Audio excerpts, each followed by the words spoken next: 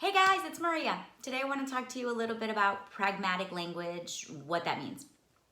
So I'm sure many of you have heard the term being used a lot lately because it's one of the main red flags that are being looked at when a child is being diagnosed with autism. So pragmatic language, in the simplest way I can explain it, is the social communication part of language. That's the part of communication that doesn't necessarily have to have words. It is things like eye contact, joint attention, turn taking, initiation. So all of those things lead us into having a conversation with somebody, having an interaction with someone without necessarily having to have the words put into place.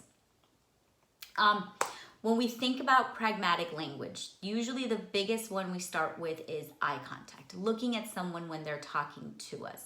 Looking at somebody doesn't mean we have to stare at them constantly for the whole conversation, but briefly glancing at them, sort of letting them know that we're in there with them is very important. It's something that parents tend to be very concerned about if their children aren't doing, if their little babies aren't looking at them, if they're kind of looking over them or through them or around them.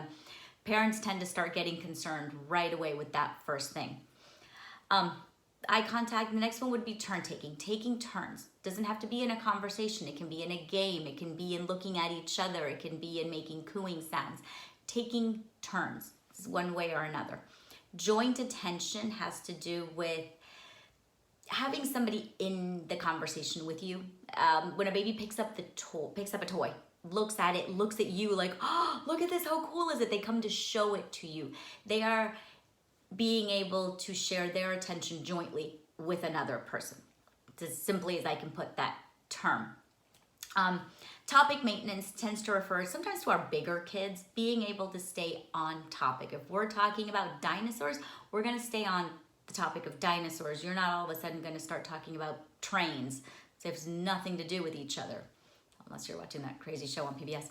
But yeah, staying on the same topic and not getting off that topic. So again, for our kids who are talking, perseveration is another really big one. When we perseverate, we kind of get stuck on the same topic and we can't get off of it.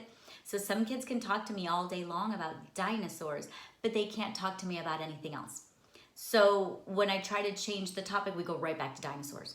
And then I start talking about something else, or we're doing an activity that has nothing to do with dinosaurs, they go right back to dinosaurs. They're almost like stuck in that one. They can't get out of it. They're having a hard time because they're perseverating on the same topic.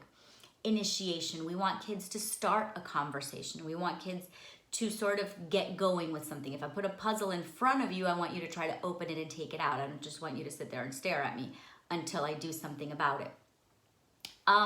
So we went into a lot of different areas of pragmatic language. There's many more areas besides those that I touched upon really briefly, but I wanted you guys to understand basically what pragmatics is. It's the social communication, it's the social aspect of our language, and it's very important in everyday speech and communication. Usually it's a very big red flag to a diagnosis of autism. So if I'm seeing a child and I'm seeing that they're struggling with their social communication, we're having a really hard time interacting, not just with me, because I'm a stranger, I'm just their examiner, I'm just their therapist, but they have a very hard time interacting with their parents, other children their same age. If they're in a group of kids, they're going to go isolate themselves into the corner because they can't handle that dynamic. Then chances are I'm going to refer that child to someone else who might possibly make a further diagnosis. I can diagnose you with a pragmatic disorder. It means you're having an issue in the social communication of language.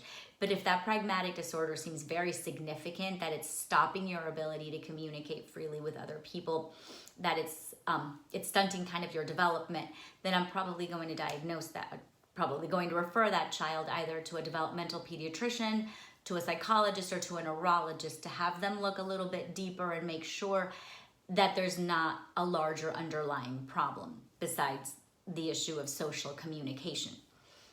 Things that we can do, we can just make sure that they're around other kids. Sometimes if we're an only child and we're just at home with mom and dad all day long, we might have some pragmatic issues because we just haven't been exposed to a lot of social communication. So play groups, structured play activities, not the playground, story time at the library, kinder music, gymboree, any kind of little group with other kids their own age that's going to have a structure, a start time and end time. Activities are going to be the same every time I go. Certain things like that, just getting them exposed to other people, getting them exposed to other children, making sure that they have the opportunity to express their social communication, and seeing if that tends to help out. If it doesn't, again, like I said, we tend to diagnose you, we tend to send you to someone else to see about the diagnosis, and then we try to do any kind of therapy to see if we can help out in the different developmental areas of language to help that area progress any way that we can. I hope that made sense. I hope that explained a little bit more about pragmatic language. If you guys have any questions, if you have any concerns, if you have any comments, just let me know and I can try to clarify as best as I can. So again, this is Maria. I hope you enjoyed it. Bye.